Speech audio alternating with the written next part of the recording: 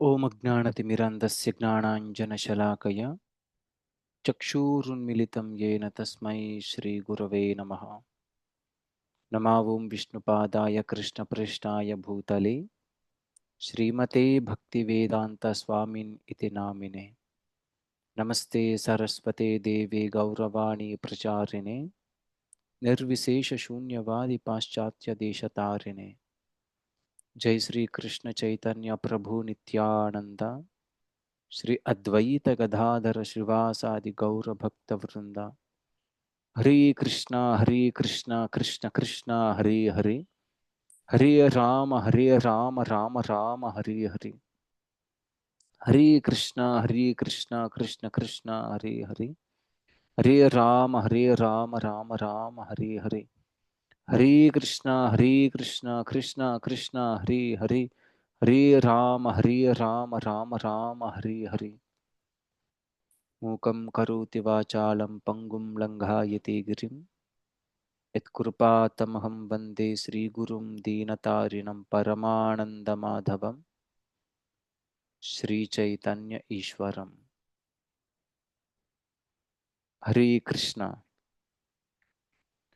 అందరికీ స్వాగతం అండి మన హరినామాశ్రయం సెషన్స్కి. ఇవాళ మన టాపిక్, మనం చర్చించుకోబోయేటువంటి అంశం, మనకు ఉన్నటువంటి 6 వేగాలు, మనం వాటిని కంట్రోల్ చేసి దారి మళ్లించుకోవలసినటువంటి వేగాలు. ఆ వేగాలేంటి? ఆ 6 వేగాలు ఏమిటి? ఆ 6 వేగాలను మనం ఏ విధంగా వాటితోటి డీల్ చేయాలి అనేది ఇవాళ మనం చర్చించుకుందాం. సో ఆచార్యులు, మనకున్నటువంటి బ్రహ్మ మధ్వ గౌడీయ సంప్రదాయంలో ఉన్నటువంటి ఆచార్యులు మనకు గొప్ప గొప్ప లిటరేచర్స్ని ఇచ్చారు. అంటే మంచి మంచి పుస్తకాలని. ఎలా ఇచ్చారంటే ఆ పుస్తకాలని, వేదాలు, ఇతిహాసాలు, ఉపనిషత్తులు, పురాణాలు, అవన్నిటిని మనం చదివి వాటిని జీర్ణించుకొని వాటి తాత్పర్యాన్ని మన జీవితంలో అవలంబించడం చాలా కష్టతరం. కాబట్టి ఆ బాధ్యతను మొత్తం ఆచార్యులు తీసుకొని వాటన్నిటిని చదివి వాటన్నిటిని జీర్ణం చేసుకొని, ఆ జీర్ణమైన తర్వాత వచ్చినటువంటి సారాంశాన్ని మనందరికీ చాలా చక్కగా అర్థమయ్యేటువంటి విధంగా కొన్ని పుస్తకాలు వాళ్ళు రాశారు. అందులో మన ప్రభుపాదులు వారి యొక్క గురువుల యొక్క గురువులు, ఆ పరంపరలో ఉన్నటువంటి ఒక రూపగోస్వామి.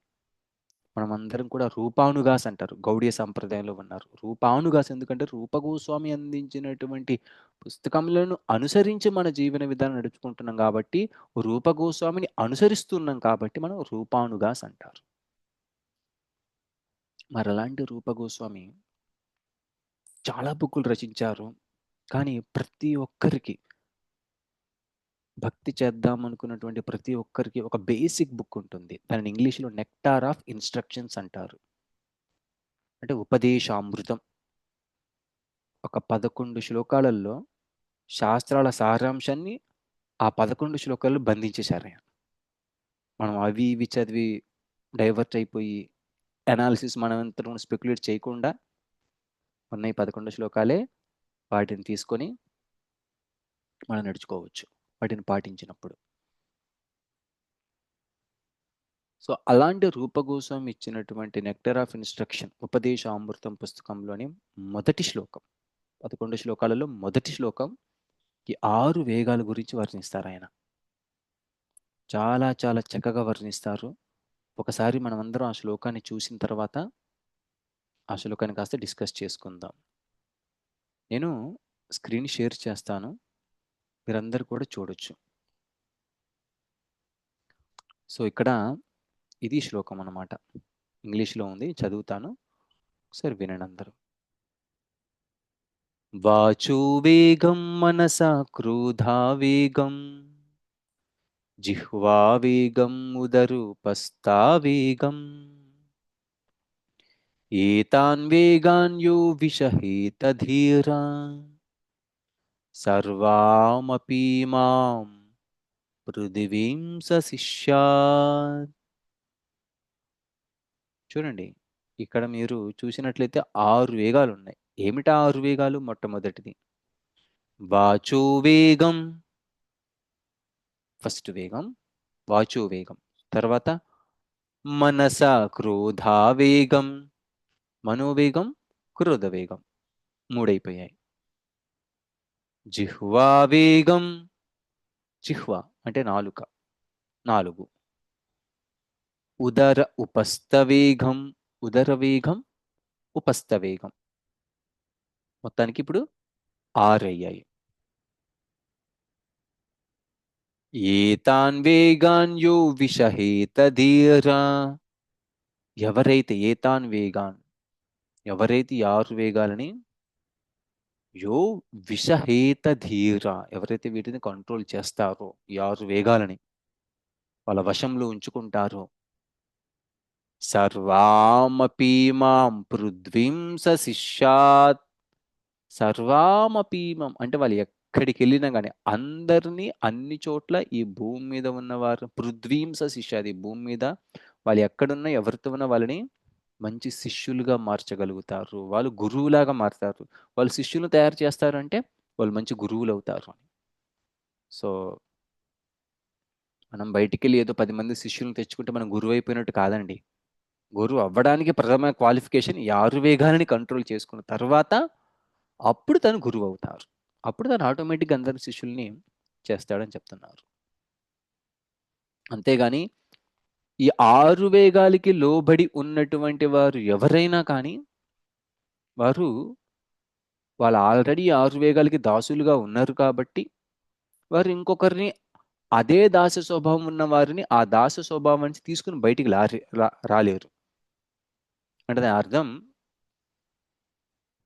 తినే ఇక్కడ ఈ 6 వేగాల్ని కంట్రోల్ చేసుకోలేకపోతే ఇక వేరే కంట్రోల్ చేసుకోలేనటువంటి వారిని ఏ విధంగా తను ముక్తుల్ని చేస్తాడు, ఆ బందీ నుంచి విడిచిపెడతాడు? అది కష్టం. కాబట్టి ఈ 6 వేగాలని ఎవరైతే కంప్లీట్గా వాటిని కంట్రోల్ చేయడం చాలా చాలా కష్టం. కానీ డివోషనల్ సైన్స్లో మనకు చెప్తారు వీటిని డైవర్ట్ చేయాలి. ఏ విధంగా వీటిని డైవర్ట్ చేయాలి, ఏ విధంగా వీటిని జయిస్తారు భక్తులు అనేది ఇవాళ మనం చర్చించుకునేటువంటి అంశం. సో నేను ఒక్కొక్క దాని గురించి ఒక 2-3 మినిట్స్లో వివరిస్తాను. ఒక 10-15 మినిట్స్లో మనకు ఒక ఐడియా వస్తుంది ఏంటి అనేది. సో మొట్టమొదటిది వాచో వేగం. ఏమిటి వాచో వేగం అనేది మనం చూడాలి. ఇక్కడ మీరు జాగ్రత్తగా గమనించినట్లయితే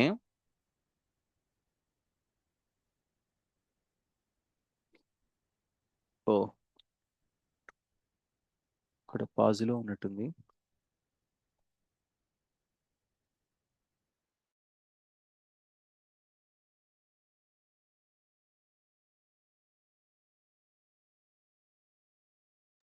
ఓకే, సారీ. సో ఇక్కడ వాచో వేగం. సో ఇక్కడ వాచో వేగం అంటే మన యొక్క వాక్కు యొక్క వేగం. ప్రతి ఒక్కరికి సమయం దొరికిందంటే మాట్లాడిస్తూ ఉంటారు అందరూ, ఏది పడితే అది. మనకి జాగ్రత్తగా గమనించినట్లయితే మనం నిద్ర లేచినప్పటి నుంచి పడుకునేంత వరకు ప్రతి ఒక్కరం కూడా ఏదో ఒకటి మాట్లాడుతూనే ఉంటాం. మౌని బాబాలాగా కొంతమంది మౌనవ్రతం తీసుకుంటారు, మేము మాట్లాడము అని. కానీ వారు ఏదో కొంతమంది మౌని బాబాలు వాళ్ళు మేము మాట్లాడడం ఇలా అంటారు. మేము ఏదైనా వాళ్ళ మనసులో చెప్పదలుచుకొని పేపర్ రాసి చెప్తూ ఉంటారు. అంటే వాళ్ళు మాట్లాడరు, వాళ్ళ మనసు మాట్లాడుతూ ఉంటుంది. అంత మాత్రం మౌనవ్రతం దేనికండి? సో ఇంకా నిజంగా మనం గమనించినట్లయితే అది భగవంతుడిచ్చినటువంటి వరం, ఏదో ఒకటి మనం మాట్లాడడానికి. కానీ ఏం చేస్తాం? రూపాయలు వారు అంటారు, ఒక కప్ప బెక్క బెక్క బెక్క క్వాక్ క్వాక్ క్వాక్ అని అరిచినప్పుడు పాముకి తెలిసిపోతుంది అన్నట్టు, ఓ కప్ప ఇక్కడ ఉంది అని. పాము వచ్చి కప్పని తినేస్తుంది. మన మాటలు కూడా అంతేనండి. మనం మాట్లాడినప్పుడు మనకు తెలియకుండానే ఆ పాము అంటే మన ఆయుష్ కరిగిపోతుంది. కొంతకాలానికి మృత్యు కాల సర్పం రూపంలో వచ్చి మనల్ని కాటేసి వెళ్ళిపోతుంది. అంటే మన కాలం కరిగిపోతుంది ఆ మాటల్లోనే పడి, మన సమయం కూడా అయిపోతుంది. అందుకే ఆచార్యులు అంటారు, వాచో వేగాన్ని మనం కట్టడి చేయడం చాలా కష్టం, కానీ ఆ వాచో వేగాన్ని భగవంతుడి గురించి గుణగణాలని వర్ణిస్తూ కాలాన్ని ఎవరైతే వినియోగపరుస్తారో వాళ్ళు మృత్యువును దాటి వెళ్ళిపోతారు. మృత్యువును దాటి వెళ్ళడం అంటే కాలమనేదే లేనటువంటి ఆధ్యాత్మిక లోకాలకి వెళ్తారు అని చెప్తున్నారు. భగవంతుడి గురించి, హరి గురించి వర్ణిస్తూ, హరి నామాన్ని పలుకుతూ, హరి కథలని వింటూ ఎవరైతే ఈ కాలాన్ని కాస్త, మాటలని కాస్త ఉపయోగిస్తారో ఆ విధంగా వాచో వేగం ఆ విధంగా కంట్రోల్ అవుతుందండి. లేదంటే మాట్లాడేటువంటి ప్రతి మాటకి మనం అనుకుంటాం చాలాసార్లు, నేను ఏది మాట్లాడినా కానీ ఓకే అని. మాట్లాడే ప్రతి మాటకి మనం మూల్యం చెల్లించుకోవాలి. ఎందుకో తెలుసా? ఆ మాట మాట్లాడినప్పుడు అది ఎవరో ఒకరిని కొంతమంది హర్ట్ చేస్తుంది. కొంతమందిని వాళ్ళని మనని మనం మన నుంచి దూరం చేస్తుంది. అంటే వీరు ఇలాంటి వారా అని దూరం అయిపోతారు. మనకు మిత్రులు శత్రువులుగా మారిపోతూ ఉంటారు. అందుకే చాలామంది అంటారు, మాట తూటాలాగా పనిచేస్తూ ఉంటుందని. సో బెటర్ ఫర్ కృష్ణుడి గురించి, అంటే కృష్ణ కథ గురించి, లేదా కృష్ణుడికి సంబంధించిన వాటి గురించి మన మాటల్లో జోడించినప్పుడు అప్పుడు వాటికి కొంత వెయిట్ అనేది వస్తుంది. ఓకే, మనం బలంగా మాట్లాడినా కానీ అది కృష్ణుడికి సంబంధించి, కృష్ణ సేవకు సంబంధించింది కాబట్టి పర్లేదు. మన మాటలకి కొంచెం ఎదుటి వాళ్ళు కొంచెం హట్టి చేసినా కానీ అది కృష్ణుడి యొక్క సేవ, భగవంతుడి యొక్క సేవ గురించి చేస్తున్నాం, మన పర్సనల్ వాటి కోసం కాదు. ఆ లెవెల్లోనే ఉండాలి అట్లీస్ట్.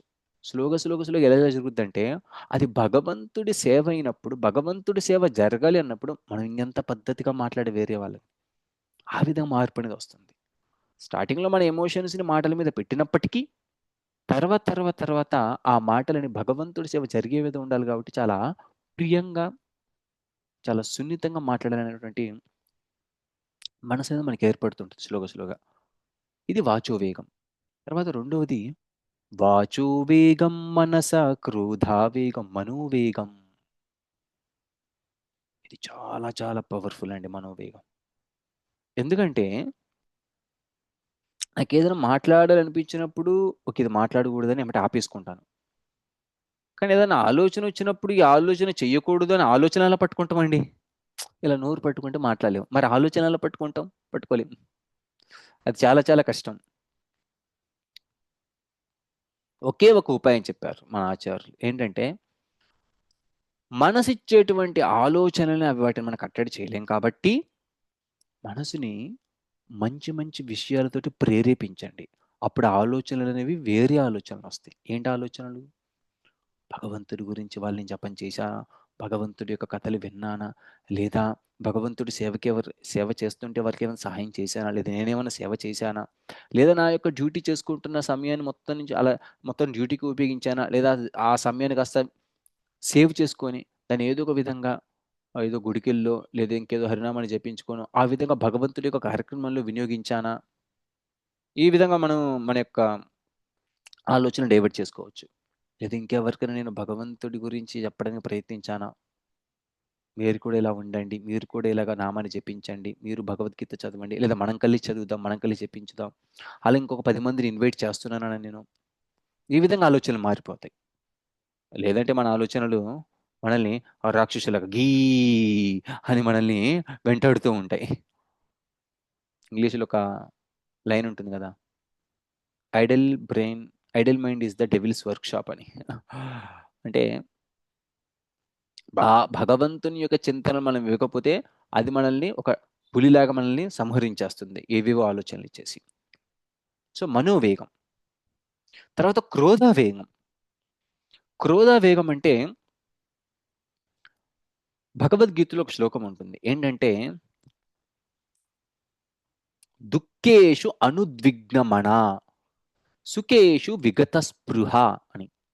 దుఃఖేషు అనుద్విగ్నమణ అంటే మన మనసు చూడండి, అప్పటి వరకు బానే ఉంటుంది. ఏదన్నా కొంచెం దుఃఖపూరితమైనటువంటి మాట గాని, ఆలోచనలు గాని, విషయం గాని తెలిసినప్పుడు తెలియకుండానే మన మనసనేది యాజిటేట్ అయిపోతుంటది. ఎన్నో రకాల ఆలోచనలు అనుద్విగ్నమన. అంటే అలా విఘ్నాలు, అనుద్విగ్నమన. అలా మనకి యాజిటేట్ అవ్వకుండా ఉండాలి అంటారు. ఆ దుఃఖం వచ్చినప్పుడు. ఎలా? ప్రభుపాల్ వారు ఆ పర్పట్లో రాస్తారు ఆ శ్లోకంలో. దుఃఖేషనుద్విగ్నమన ఆ శ్లోకం పర్పట్లో ఏం రాస్తారంటే, ఏదైనా దుఃఖం సంభవించినప్పుడు నా యొక్క పాత కర్మల యొక్క కోట ఏదైతే ఉందో అది నాకిప్పుడు వచ్చింది. భగవంతుడు ఎంతో పెద్ద జరగాల్సింది చిన్న మోతాదులో నాకిచ్చాడు అనడం వల్ల చాలా శాంతపడతాం మనం. అనుకోవడం వల్ల. అయితే ఈ క్రోధం అనేది చాలా చాలా చాలా చాలా చాలా ఉపయోగకరమైనది. దానిని మనం కరెక్ట్ సమయాలు ఉపయోగించకపోతే ప్రమాదకరమైనది. Anger is one letter shorter than danger అంటారు. అంటే యాంగర్‌కి అనే ఇంగ్లీష్‌లో ఏఎన్‌జీఈఆర్ యాంగర్ అన్న పదానికి డి యాడ్ చేస్తే అది డేంజర్‌గా మారుద్ది. డి అంటే డిస్ట్రక్షన్. వినాశనం చేసేది డి అంటే. డేంజర్. యాంగర్ అనేది డేంజర్‌కి ఒక లెటర్ తక్కువైంది అంతే. అంత పెద్ద ప్రమాదకరం క్రోధం. మరి హనుమంతుడికి కూడా క్రోధం ఉంది. ఆ క్రోధాన్ని ఎలా చూపించాడు? అంత పెద్ద లంకని రామ సేవలో తన క్రోధాన్ని ఉపయోగించాడు. అంత పెద్ద లంకని తగలబెట్టేసి. రాముడి సేవగా మార్చాడు. అంటే క్రోధాన్ని తాను సేవకు ఉపయోగించుకోవడానికి నేను క్రోధాన్ని వినియోగించొచ్చు అని క్రోధాన్ని తన వశంలో ఉంచుకున్నటువంటి వ్యక్తి ఎవరైతే ఉంటారో వారికి క్రోధం చాలా ఫ్రెండ్‌గా ఉపయోగపడుతుంది. కానీ క్రోధానికి మనం కానీ బలైపోతే మనకది వినాశనానికి దారితీస్తుంది. సో, వాచో వేగం మనస క్రోధావేగం. ఇకపోతే మీరు అబ్జర్వ్ చేసినట్లయితే మనస, వాచ, కర్మణ ఉంటుంది. మనస అంటే మనోవేగం, క్రోధవేగం అది మనసుకు సంబంధించింది. తర్వాత వాచోవేగం అంటే మన యొక్క మాటలు, చెప్పేటువంటి మాటలు. ఇక మూడోది దేహానికి సంబంధించింది. మనసుకి, వాక్కుకి, ఈ దేహానికి. దేహానికి సంబంధించినవి 3 ఉన్నాయి. జిహ్వా వేగం, ఉదర వేగం, ఉపస్థ వేగం. ఆ 3 స్ట్రెయిట్ లైన్‌లో ఉన్నాయి. అంటే నోరు, పొట్ట, జననేంద్రియాలు. ఈ మూడిటికి కూడా వేగాలుంటాయి. మరి ఈ వేగాలను ఎలా కంట్రోల్ చేసుకోవాలి? ఈ వేగాలు కంట్రోల్ చేసుకుంటే బాడీ కంట్రోల్‌లో ఉంటుంది. మాటలు కంట్రోల్ చేసుకుంటే వాక్కు మనకు అది కంట్రోల్‌లో ఉంటుంది. ఆ తర్వాత మనసు కూడా. మనం చూడండి మన ఆచార్యులు ఏ విధంగా ఇచ్చారు? ఒక మనిషిని భౌతిక దేహం నుంచి, మాటల దగ్గర నుంచి, మనసు వరకు ఏ విధంగా మనం కంట్రోల్ చేసుకొని భక్తి ఏ విధంగా చేయొచ్చు అని.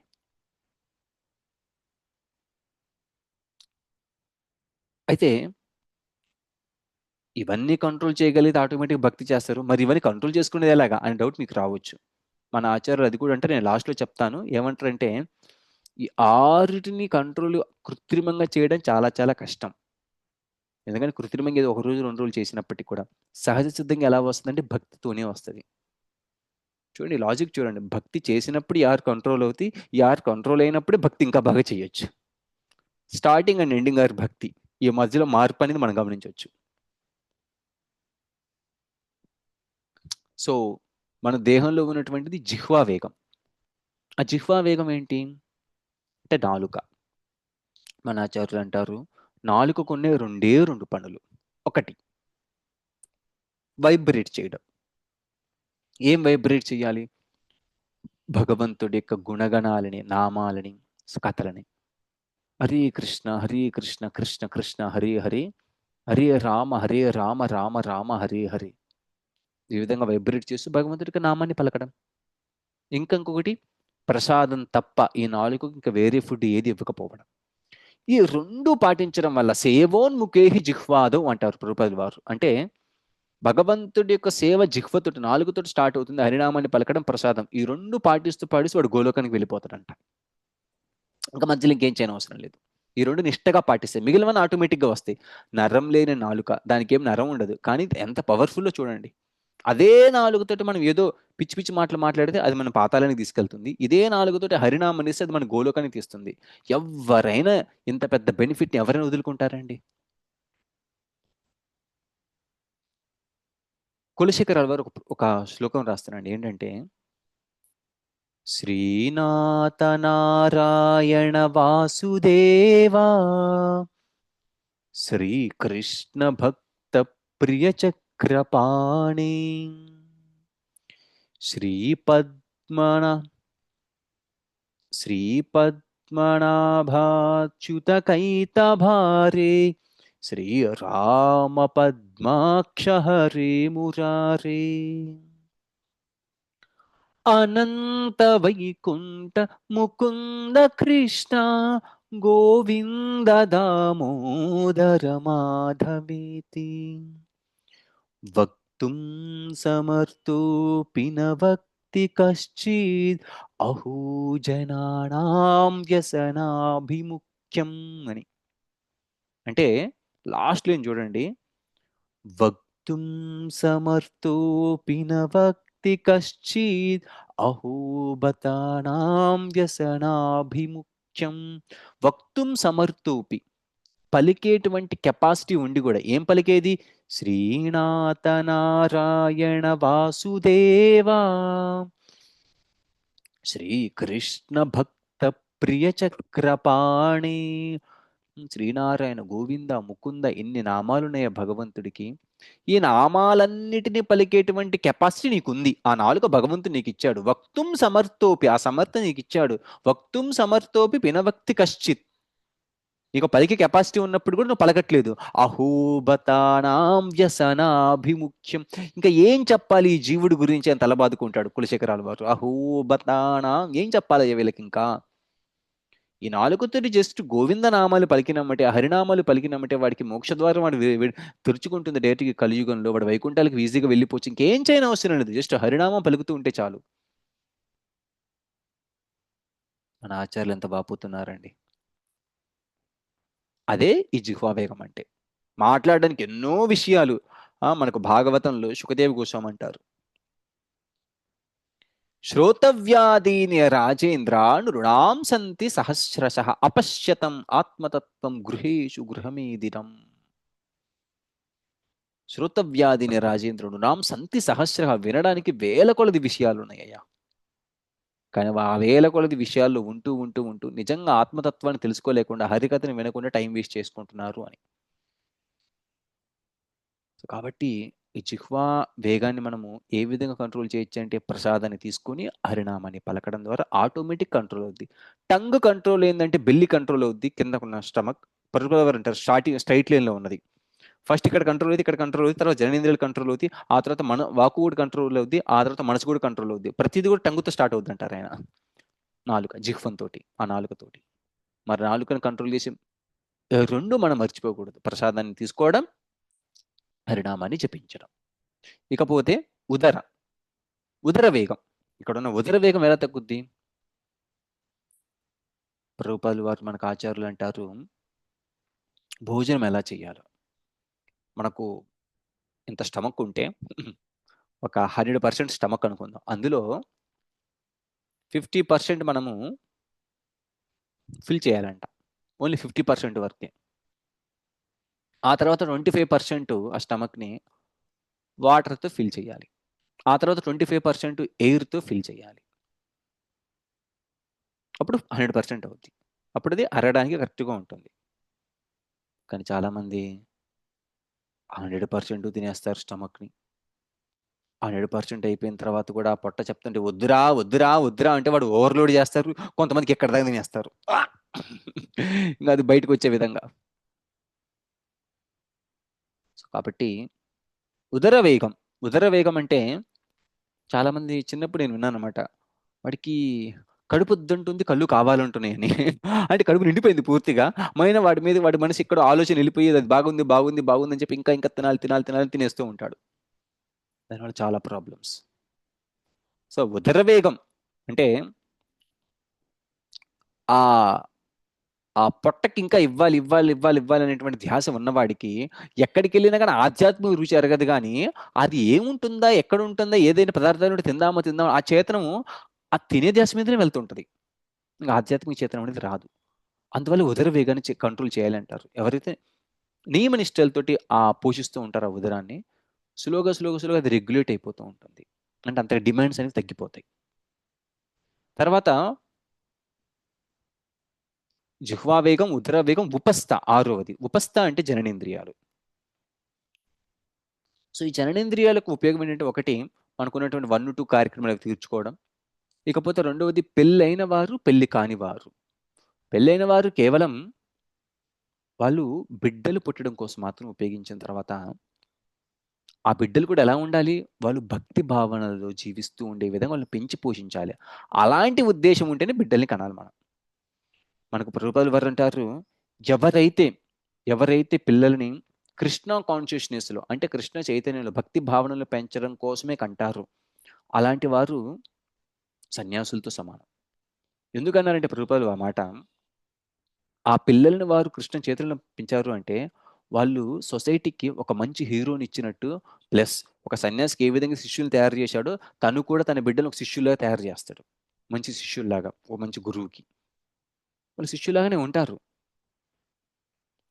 ఇంకొక విషయంలో ఏమంటారంటే ప్రభుపాదుల వారు, బ్రహ్మచారులు వాళ్ళు అన్నిటికి దూరంగా ఉంటారు. సన్యాసులు అందరికి దూరంగా ఉంటారు.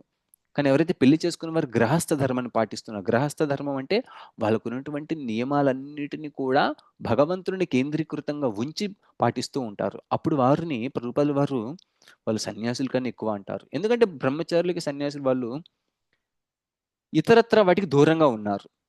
అంటే పరస్త్రీలకి, ఇతరులకి, స్త్రీలకి వాటిని దూరంగా ఉన్నప్పుడు భక్తి ఈజీగా చేసుకోవచ్చు. కానీ వీరు మాయాకి చాలా దగ్గరగా ఉంటారు వీళ్ళు. స్త్రీ సాంగత్యంలో, స్త్రీ పురుష సాంగత్యంలో ఉంటారు. ఇవన్నీ ఉన్నప్పటికి కూడా కృష్ణుడిని కేంద్రీకృతం చేసి వాళ్ళు భక్తి చేస్తున్నారంటే వాళ్ళకి ఎంత కంట్రోలబిలిటీ ఇంకా ఎక్కువ ఉన్నట్టు అని ప్రభుపాద వారు కొన్ని కొన్ని సందర్భాల్లో కొన్ని లెటర్స్‌లు కూడా రాస్తారనమాట చాలా మంది శిష్యులకి. వాళ్ళ శిష్యులు ఎవరైనా చాలా మంది పెళ్లి చేసుకున్న వారు ఉన్న వారందరికీ. కాబట్టి ప్రభుపాదుల వారు స్వయంగా మ్యారేజ్ చేసుకున్నారాయన. ఆఫ్‌కోర్స్ ఆయన చాలా నీట్‌గా తన ధర్మాలన్నిటిని కూడా నిర్వర్తించి, తర్వాత తాను మీరు చూసినట్లయితే ప్రభుపాద యొక్క లీలామృతంలో ఆయన బ్రహ్మచర్యం గాని, గృహస్థ కానీ, తన వానప్రస్థ జీవితం కానీ, తర్వాత సన్యాసి జీవితం కానీ ఎక్సలెంట్‌గా ఉంటుంది. 4 ఆర్డర్స్. ఈ భౌతిక ప్రపంచంలో ఎవరైనా కానీ ప్రభుపాదుల వారి నుంచి ఇన్స్పిరేషన్ తీసుకోవచ్చు. చాలామంది అంటారు ప్రభుపాదుల వారు సన్యాసులు కదా అని. ఆయన గృహస్థ జీవితం ఎలా నడిపారో చూడండి. చూసి నేర్చుకోండి ఎలా జీవించాలో. తర్వాత ఆయన బాల్యంలో ఉన్నప్పుడు యుక్త వయసు వచ్చేంత వరకు బ్రహ్మచర్యం ఏ విధంగా పాటించారో చూడవచ్చు. తర్వాత ఆయన ఇంటిని వదిలిపెట్టిన తర్వాత వానప్రస్థ జీవితం కొంతకాలం నడిపారు ఆయన. అదే విధంగా పాటించారో చూడొచ్చు మనం. ఈ 4 స్టేజ్‌లు ఉన్నవారు. ఆచార్యుడు అంటే ఆచరించి చూపించేవాడు. అందుకే ప్రభుపాదుల వారు ఆచార్యుడిగా మిగిలాడు. సొసైటీలో అన్ని కేటగిరీలు వారికి. ఒక ఆచార్యుడిగా మిగిలాడాయన. సో, ఆ విధంగా జననేంద్రియాలను ఎవరైతే కృష్ణ కాన్షియస్‌నెస్‌లో ఉంటూ అంటే భగవంతుడి యొక్క చేతనాన్ని ఇవ్వడం కోసం మాత్రమే బిడ్డల్ని కంటున్న వారు ఎవరైతే ఉంటారో వారు సన్యాసుల కన్నా ఎక్కువ. అలాంటి వాటి కోసం మాత్రమే మనకు జెనిటల్స్‌ని ఉపయోగించాలి. లేదంటే మనం వాటికి దాసోహం అయిపోతాం. చాలా చాలా దాసోహం. ఇప్పుడు గాని మనం చూసినట్లయితే భారతదేశం నంబర్ 1లో ఉంది. దేనికి నంబర్ 1లో? ఇంటర్నెట్ యూజ్ చేయడంలో. ఇంటర్నెట్‌లో ఎలాంటి చెత్త చెత్త వెబ్‌సైట్‌లు ఒక స్టాటిస్టిక్స్ రిలీజ్ చేశారు. ఒక పిచ్చి పిచ్చి వెబ్‌సైట్‌లన్నిటిని వాటిని చూడడంలో, వాటిని ఉపయోగించడంలో భారతదేశం యొక్క యూత్ నంబర్ 1 పొజిషన్‌లో ఉందని. ఆ వేగాలు ఉదర ఉపస్థ వేగం. ఓకే. మనం చెప్పుకున్నాం 6 వేగాలు. వాచో వేగం, మనసా క్రోధ వేగం, జిహ్వా వేగం, ఉదర వేగం, ఉపస్థ వేగం. 6 వేగాలు చెప్పుకున్నాం. అదే గదండీ మా సమస్య అని మీరు అడగొచ్చు. 6 వేగాలను కంట్రోల్ ఇలా చేసుకోవచ్చు అని చెప్పారు. హ్మ్. కంట్రోల్ ఇలా చేసుకుంటే మేము భక్తి బాగా చేయొచ్చు అంటున్నారు. మరి స్టార్టింగ్ ఎలా చేయాలి? మనకు 11వ స్కందంలో ఒక శ్లోకం ఉంటుంది. ఈ 6 వేగాలని కంట్రోల్ చేయడానికి ముందు చేయాల్సిందేంటంటే భక్తి. భగవంతుడికి మనకు సాధువుల సాంగత్యంలో ఉంటూ, సాధు సాంగత్యాన్ని తీసుకుంటూ, భక్తి చేస్తూ ఈ 6 మీద అవగాహనను తెచ్చుకుంటే స్లోగా అప్పుడు మనం చేస్తున్న భక్తి అనేది ఆ 6 ఆ వేగాలని సరైన డైరెక్షన్‌లో డైవర్ట్ చేయడానికి ఉపయోగపడుతుంటుంది. అప్పుడు మనకేం జరుగుద్దంటే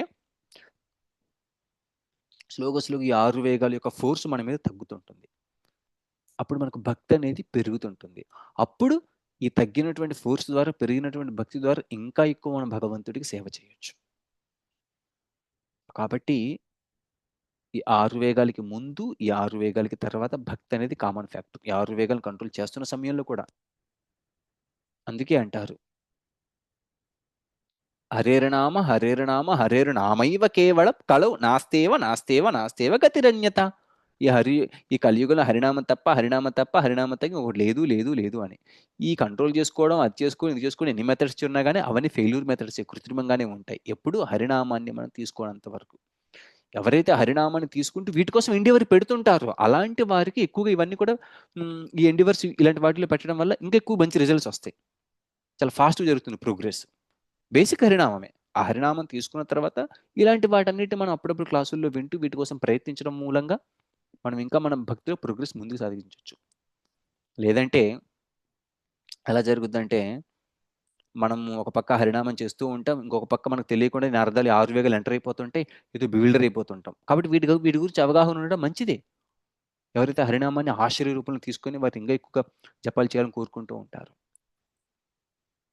కాబట్టి ప్రతి ఒక్కరం కూడా హరినామాన్ని ఆశ్రయిస్తూ ఈ ఆరువేగాలను కంట్రోల్ చేసుకుంటూ మన భక్తులు ఇంకా మనం ముందుకెళ్దామని కోరుకుందాం. హరే కృష్ణ కృష్ణ కృష్ణ హరే హరే, హరే రామ రామ రామ హరే హరే. కలియుగ పావన హరినామ సంకీర్తనలకి జై. అనంత కోటి వైష్ణవ వృంద కీ జై. నామాచార్య హరిదాస్ ఠాకూర్ కీ జై. శ్రీల ప్రభుపాద్ కీ జై. హరే కృష్ణ.